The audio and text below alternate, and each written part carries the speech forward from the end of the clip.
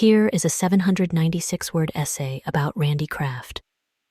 Randy Kraft is an American serial killer known as the Scorecard Killer who committed at least 16 murders over a period of 11 years from 1971 to 1983.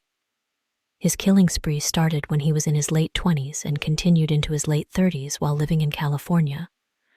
Kraft specifically targeted young men, mostly hitchhikers, runaways, and Marines. His motives for the murders seem to have been both sexual satisfaction as well as thrill-seeking. Many of Kraft's victims had evidence of sexual torture and mutilation. Kraft was highly organized in how he selected, approached, and killed his victims.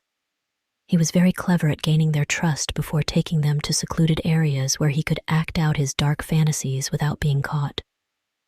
A critical piece of evidence that connected many of his murders was a cryptic scorecard paper that listed 61 entries with vague descriptions like Marine Carson and Hitchhike Laguna.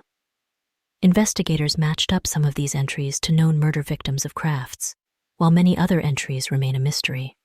The coding system and list kept by Kraft points to his desire to catalog and organize his serial killings, almost like macabre trophy entries.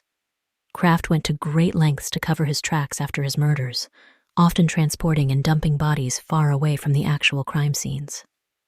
However, advances in forensic science in the early 1980s, including DNA profiling, allowed investigators to start linking evidence from many crime scenes together through DNA and other clues Kraft left behind. In 1983, Kraft was pulled over by CHP officers when they noticed a dead body in the passenger seat as Kraft pulled off the freeway. This traffic stop eventually led to a thorough investigation linking Kraft to numerous unsolved murders in different counties across California.